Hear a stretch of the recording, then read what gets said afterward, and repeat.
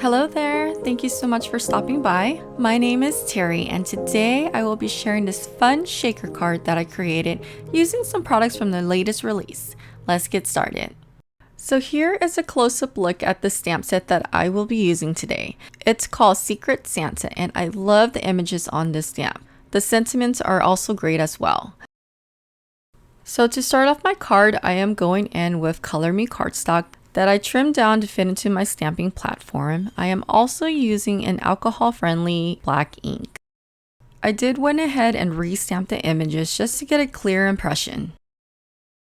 And once the images were stamped out, it's time for coloring. So today I am going in with Copic markers, but you can pretty much use any kind of coloring medium for the stamp set.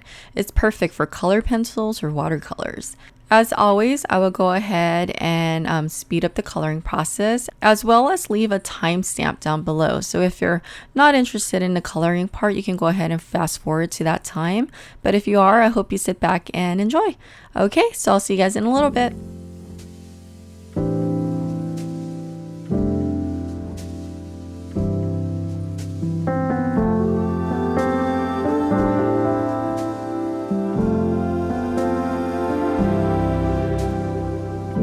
Hanging lights on the front door, it's my favorite time of year. Pull a wreath out of cardboard, it says everyone is welcome here. Grandma's frosting the cookies, she waves at neighbors as they pass. She laughs as I sing jingle bells out of a marshmallow mustache. My little daughter came running up and sat on my knee. She said, "Dad, I got a question for you." I said, "What's on your mind?" She said, "I am not sure if Christmas dreams come true." Thought about it for a minute, turned to Tony Bennett, said, "Love, I think I know that they do." She was asking me how, as I twirled around, I said, "Christmas brought me you."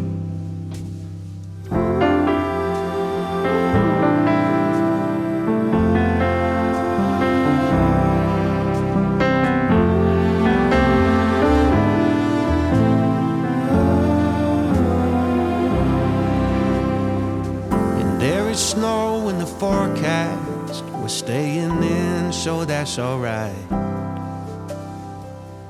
Watch the flakes start to come down across the road under the street light.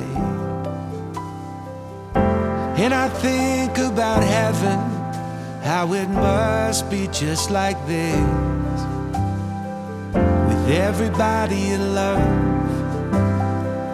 and everybody you miss.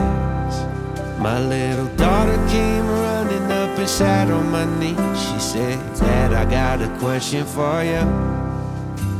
I said, "What's on your mind?" She said, "I am not sure if Christmas dreams come true." Thought about it for a minute, turned to Tony Bennett, said, "Love, I think I know that they do." She was asking me how, as I twirled around, I said, "Christmas brought me you."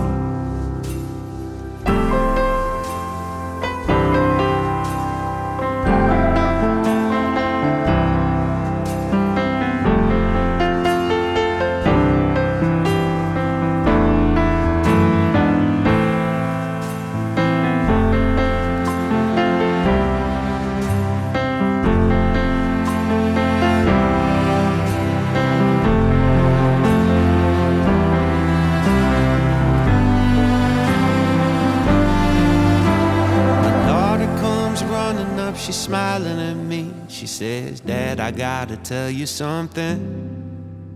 Then tears fill her eyes as she tells me surprise and shows me her wedding ring. Think about it for a minute, turn up Tony Bennett, say, "Love, I told you it was all true." And she knows I am proud as I twirl around the lights in the living room.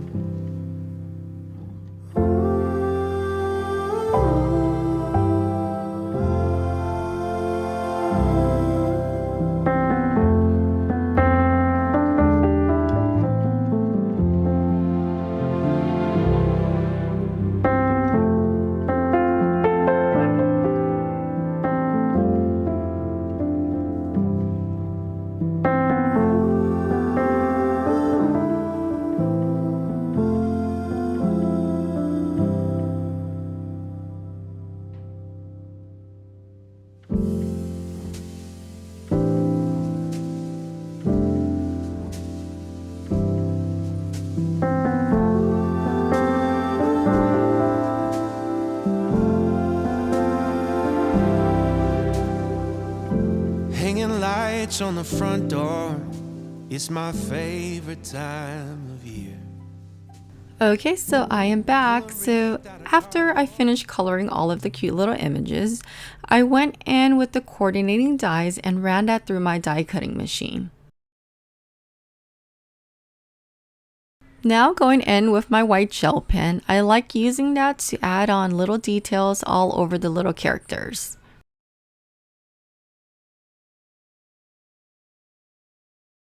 Okay, so let's talk about the background scene.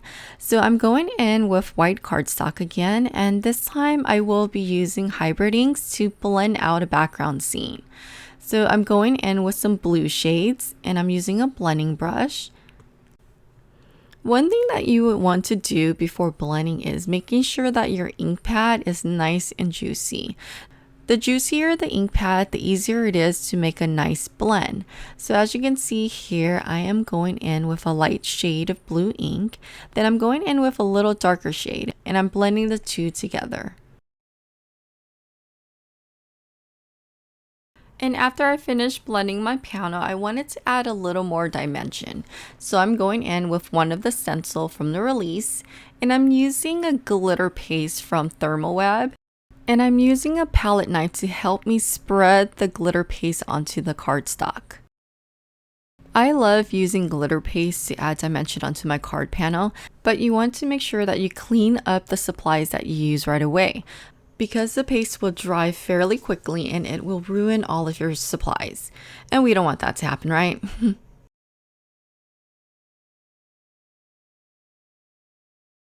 Okay, so now going in with the Stitch Scallop Rectangle die, I die cut that out of white cardstock. So to create our shaker frame, this is what I am going to do. I am selecting a rectangle die. This is just a basic rectangle die, a little bit smaller than the scallop rectangle. And I'm taping that onto the cardstock. So this is going to create the frame for our shaker card. After I ran that through the die cutting machine, I am going to line one side of the frame with double-sided adhesive. This is a strong adhesive, so it's not going to shift around or move around the acetate sheet that we will use to create the shaker window. Okay, so now I'm going in with a sheet of acetate that I trimmed down a little smaller than my frame, and I'm adhering that onto the double-sided tape that we applied on earlier. If you don't have double-sided tape, it's fine to use liquid adhesive here as well. You just have to give it some time to dry. Okay, so now it's time to assemble everything together. Here, I'm just trying to figure out which image I wanted on top of my shaker card. And I decided to go with this cute little Santa and a Christmas tree. And off screen, I went ahead and stamped and die cut the sentiment Happy Holiday from the Holiday Sentiment stamp set. And after I was happy with the placement of everything, I went in with liquid adhesive and I applied that on top of the acetate sheet. Okay, so now it's time to create the shaker well. So what I like to do is I like to use foam strips, and I'm running the foam strip behind the frame only, just so it doesn't show through the acetate sheet. I did apply a double layer since the foam strips that I have here is a little thin. And that creates a shaker well. So now I'm going in with some sequins. You can pretty much add anything in the shaker well, but I just grabbed what I had on hand and I poured that into the shaker well. Now going in with the stencil background that we did earlier with the glitter paste, I am laying that on top of the foam strips on the back of the shaker card. Making sure to press really well to adhere the foam strip to the background. Then going in with one of the paper pads, I thought that the pattern would give the shaker card a little more interest, and I trimmed that down to 4 1/4 by 5.5 inches. Then using liquid adhesive, I applied the shaker card to the pattern paper and adhered it both down to a top folding card base. And that's it. This completes the card. I hope you enjoy this tutorial and please don't forget to thumbs up, comment, and subscribe. Until next time, have a great day. Bye-bye.